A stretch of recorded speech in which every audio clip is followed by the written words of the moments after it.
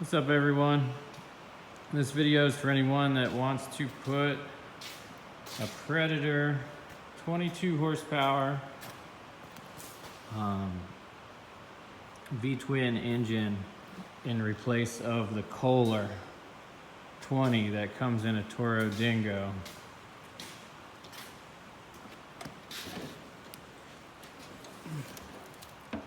So the only two things I had to buy were the engine and an adapter kit to connect this front shaft.